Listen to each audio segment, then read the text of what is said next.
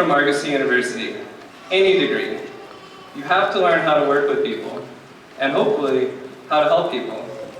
I can tell you that putting all the techniques aside, the interventions, the analysis, accommodations, reflections, restructuring, empty chair, two chair, positive reinforcement, negative reinforcement, intermittent fixed ratio sequential reinforcement, that last one might be a stretch. Despite all of that, the most important thing I've learned at Argosy to make a difference is how to create a genuine healing relationship. For me, part of that relationship is about understanding. When I understand someone, I see myself in that person. Everyone in this room has a different story and a different experience. Nevertheless, when I meet someone that is riddled with anxiety, I can relate to that anxiety. When I meet someone who is heartbroken, I can definitely relate to that heartbreak. When I meet someone who is controlled by fear, I know that fear. I've had the opportunity during internship and practicums to work with and connect with people in the later stages of their lives. I've heard them tell me things such as, "Michael, I'm dying, but I never lived." Or, "I've spent so much time trying to be someone else, I never found out who I am." Or, "I spent so much time waiting for that perfect moment and it never came. I've wasted my life." And when I'm sitting there with that person, the scariest experience I have is how easy it is for me to see myself in that person. Alright, time out. I know you're thinking, "Mike, this speech is super depressing." But don't worry, I'm going to take you down and then we're going to go back up as part of the plan, so just bear with me. Glenn Duncan once wrote, "We live in a world teeming, overflowing with miracles, but we live in the opaque plastic bubble of television and booze." It's easy to convince me this world is overflowing with miracles. I look around in this room and I see hundreds of them. Maybe thousands, I don't know, I haven't counted you guys. But the fact that we exist is a miracle. The fact that I have been given life is the strangest and most wondrous thing imaginable. We were not only given life, but we were given a planet.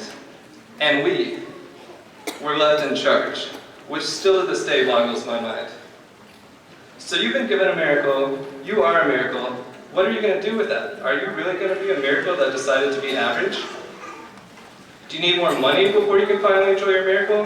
Do you need to lose 10 pounds before you can finally enjoy your miracle? What's it going to take? I know you're thinking, "Michael, you're saying the word miracle way too much." All the students can tell you that's the result of hanging out with Dr. One all the time. That joke's for the students. I saw a study once that stated that 70% of people hate or disengage from their jobs.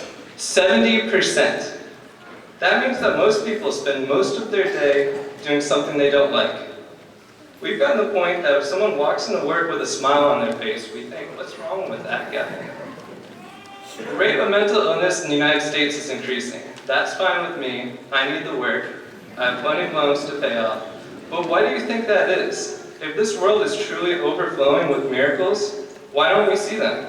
Why do most people do the same thing every day when they know it's not what they love? What stops everyone from being who they are?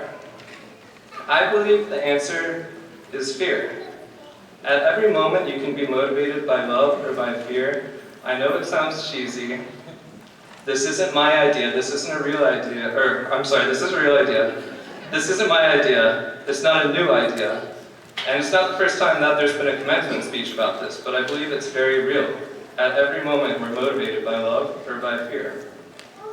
We live in the age of anxiety. Most people are motivated by fear most of the time.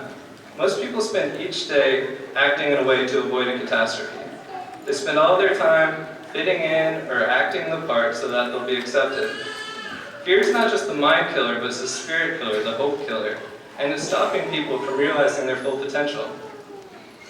There's an African proverb, "Once you have destroyed the enemy within you, the enemy outside you can do you no harm." I'm going to say that again. Once you've destroyed the enemy within you, the enemy outside you can do you no harm. I'm asking you, just for today, for this current moment, this second, let go of your fear. Let go of the enemy within. Let go of your story. Let go of that past that gives you reasons to be afraid. I know there were some things that happened that hurt you.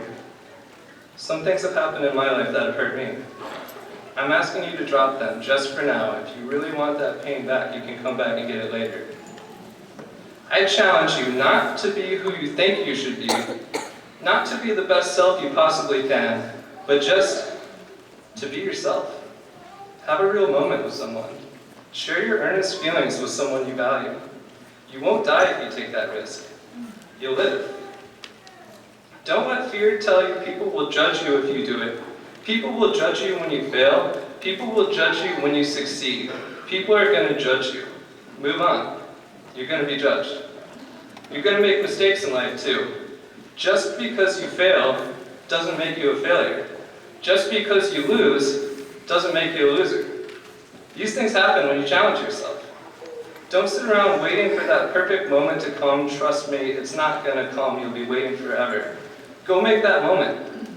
You, by my definition, and by Dr. Wana's definition, are a living miracle. So it makes sense that you should be able to perform a miracle. Make that perfect moment. You can change the world. I know this with all my heart. If you walk down the street and you smile at someone, you just changed the world. Now it's the same world, but with one more smile. It's the same world, but with a little more love and a little less fear. Find that positive thing that you could do that inspires you to be excited every morning. How are you going to change the world today? Your life won't be here forever, that's the truth. Your miracle won't be here forever. I don't know how long you'll have it, but you have it right now. You have it today, and I dare you to be yourself and to do it with love. That's my speech.